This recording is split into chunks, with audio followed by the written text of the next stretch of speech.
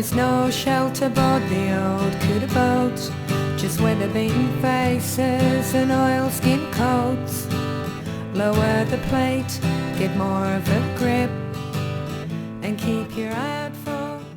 Dad's name was Christian Anders Terjesen, and he came from Arendal in Norway. I believe he left home at the age of about 17 or somewhere around about that, and I don't think his parents knew where he was for a long time, and he finished up in Australia and jumped ship, he and some mates I suppose, and jumped ship and worked his way down on the roads and that, and finished up at a little place called Orford. And he worked with my mother's brother on the roads and wood chopping, and then he met Mum, of course, and eventually married her. There were three girls and 3 boys in our family, and the boys all became fishermen. Stan didn't like it because he used to get seasick, and he left it for a while, and he went working on a dairy and then in a shop, and then he saw that his younger brother was making more money than he was, so he got back into the fishing, and then after the war he and his brother-in-law finished up buying 2 boats, and they did quite well out of it. And the younger brother worked for them. Jim was a second brother, and Peter was the younger. Our father was, he was a good worker. He'd had, tackled all types of work when he got here and left the boat. He did road works and he did wood chopping, and but I suppose the sea was in his blood, and he came to Port Fairy then and went fishing, and eventually bought his own boat. And he was a good homemaker, really. He and Mum always had a lovely vegetable garden and all that kind of things. Yeah, well, the first boat I remember him having was the Sunbeam, but I think he may have had one before that. First time I ever went out with him on the boat was probably quite a group of us went, people staying for holidays, and he took us out down to Mills's Reef to haul some pots. And it was a great experience, but of course it was a lovely day and the sea was calm. And, yeah. On Terang Day, once a year, the people used to come down from the Terang district and all around there, and the steam train would bring them right down to the wharf, and a lot of them would go out on the boats with the fishermen and have a great day out and trips out, and a lot would go to the beach, and there were a lot of people about. Back in I'd say in the 20s and then 30s, perhaps getting into the 30s, it was easier because we were all growing up. The Depression days were very hard on the women. My mum used to milk several cows. She had a registered dairy, and she milked cows, and she separated the milk and sold cream and made butter, which she always used for baking. And she worked very hard. She made most of our clothes, and she used to make the boys serge trousers for school. And back in those days, the cooking flour came in calico bags, and Mum used to unstitch the bags and bleach them and got them nice and white, and then she used those for lining the boys' trousers. They were a nice soft material. And she also made Pop's oilskins for fishing. They must have been pretty hard work because there were two different thicknesses of duck.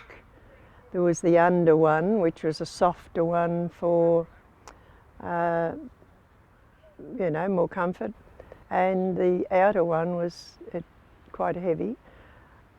She made them on a treadle sewing machine, and then they were cut out of the one width of material, and the sleeves were cut out as far as they would go, and then she would have to join another little bit on to make them longer. They were called Magyar style. The Magyar style was just material, like you cut the garment, shaped it in from the bottom up to the armholes, and then cut out for the arms, and they were joined on the shoulder then. They must have gone below knee length a little bit perhaps to keep them drier, because they'd have waterproof pants on underneath. Then Pop would, and I think she had to make a new one of those every year, and then he would oil them. He'd give them several coats of I think, raw linseed oil, and just have them hanging in the back shed to dry, and then give them another coat. I did think that he put some colour into them, like black, but now I think about it, he didn't. They were just the oiled coats. So they must have made good machines in those days to sew that kind of thing. At the end of the week, when they used to call them returns, that was their pay, came from the market and wherever in Melbourne, and of course most of the fishermen would head off up to the pub then and splurge and spend some of that hard-earned money. Come home the worse for the drink. But we were lucky, our pop was a happy drunk. He would always be singing, and he was never abusive or anything like that. But that meant poor old Mum had to work harder to raise us 6 kids. I remember Pop and some of his mates going to the hotel sort of in between, like during the week, but that would only be when the fishing season, when there wasn't so much work, because they had to get up so early in the morning, and some days they didn't get home until tea time. And then Pop would give us his fuel drums and send us, the 2 of the boys and myself, up to Jago's garage to get them filled up. We had sticks through the handles, and we'd carry them home full of petrol for him to load, put in the boat next day. We didn't live on fish. The family that liked fish used to eat a lot, but I didn't. Mum used to buy me rump steak. Spoilt one. Mum was a very good cook, and she could put out a beautiful meal for didn't matter how many turned up. And we always had very good meals because they had their own veggies in the garden. We had all the different types of meats, and we always had puddings and sweets in the summertime, the colder sweets, and our cakes and biscuit tins were always full. I don't know how she ever did all the work she did, but no, we lived very well as far as food went. And did you have your chores as a little girl? We all had to do our chores. We delivered the milk to Mum's customers. We'd have our big billies with our measure hanging on the inside, and we'd measure out how much milk they wanted, and we'd have to take it in turns to go round to Southcombe Park and bring the cows home for Mum and then take them back. And Mum used to run the cows on the council land, which was the race course and the golf course. And we only lived a couple of doors from a gateway into that, which was very handy. And she would pay so much a year for running the cows there. And then as they went dry, she was allowed to put some out on the, how do you put it, out near the lock, Belfast Lock, out along there, or private farmers would adjust them for her on their property. So Mum used to milk the cows in, we had a yard beside the house, and we'd put the cows in there, and Mum had a cow bale built onto the side of the garage, which was originally the housing of the jinker, when they had to have a horse and jinker. And yes, that was where her dairy was, and she milked her cows there, and had a room built for a dairy where the separator was on the bench and the butter churn was there, and we'd have to take our turn at turning the separator and taking it to pieces and washing it. And this was taking place in Campbell Street, Port Fairy. I think Mum used to milk about 4 to 6 cows, I'm not sure. I can't remember that far back. It's a long time. Were you able to name them? There was Daffy, I can remember Daffy. She was a big, round, black and white one. And there was Brindle, of course, was striped. But I can't remember the others. Might have been a Daisy amongst them, I can't be sure. What did you consider luxuries as kids? Oh, our luxury was when Pop eventually bought a T-model Ford car, and then later on he bought an A-model Ford. But being able to go to Warrnambool for an afternoon to do some shopping, because I used to do messages for people, neighbours and so forth, and they would give me threepence. And I used to save my money, and I loved to get over to Warrnambool to buy a pair of slippers and a pair of socks.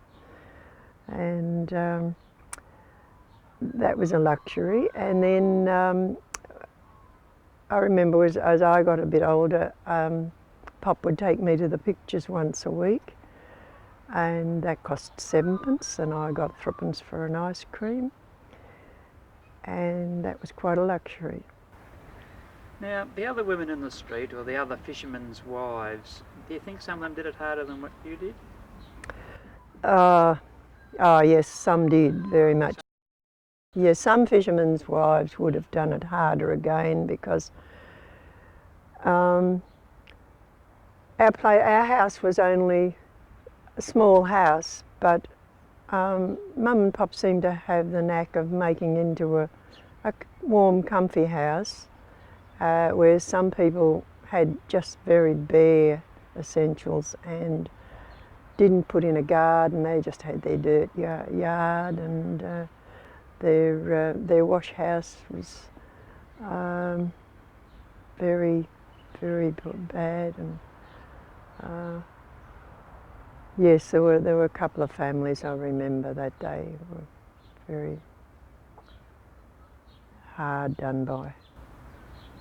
And what about complaint? Did people complain very much about things? No, I don't think so. I think you just got on with life with the way it was.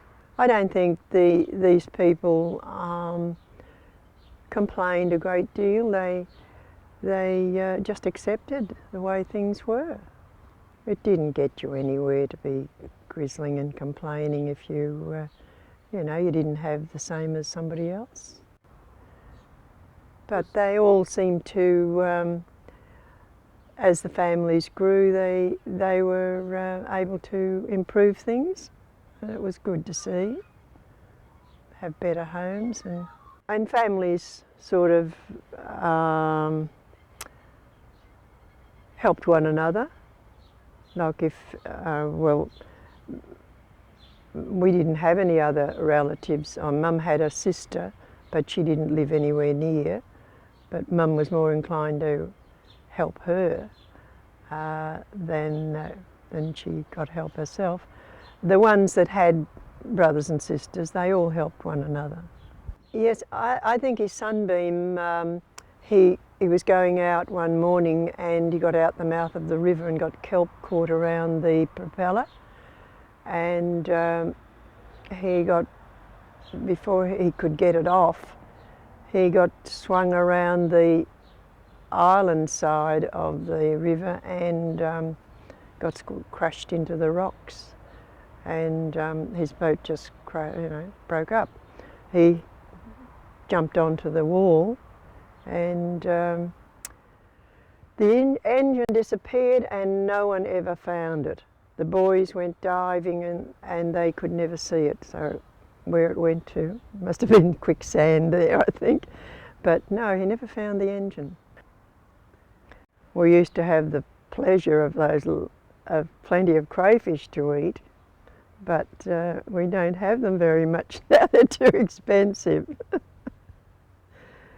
The Pop used to make his cray pots in the backyard, and the boys, and even I had a go at them, and we thought that was pretty clever. It was a work of art, making these cray pots there. They made them with cane, or they've always made the necks with cane, and they used to make the pots for a long time with cane, but then they used to go out and get cypress sticks and use those then too, but I remember mainly the cane ones.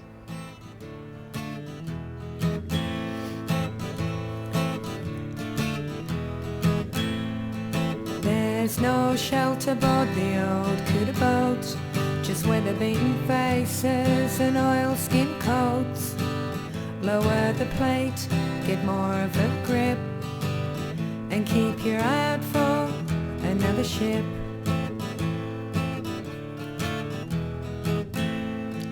There's no motor on board the old couta boat, just wind upon her sails and a tough old bloke.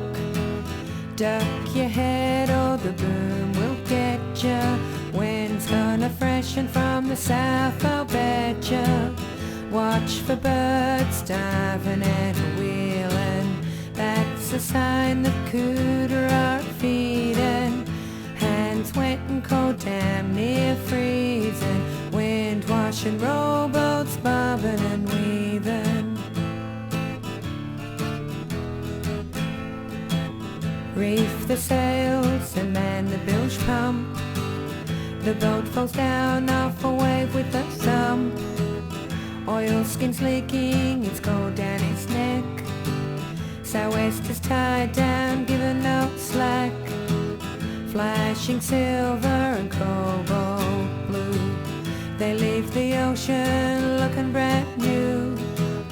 Holding by hand, one by one, this life is hard, it's not much fun.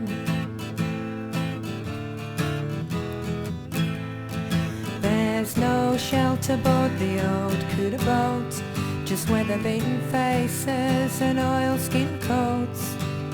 Lower the plate, get more of a grip, and keep your eye out for another ship.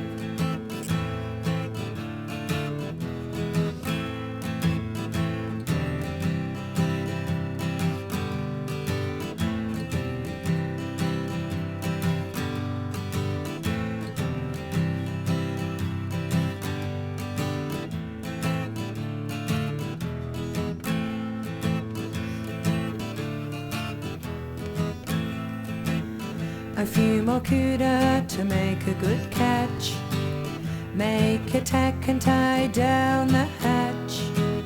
Watch out for spikes and their razor-sharp teeth, A couta wound can be felt for a week. Curse the weather, barometer's falling. It's getting dirty, home ports are calling. Back on land, the sails all down, trying to hawk the fish somewhere in town.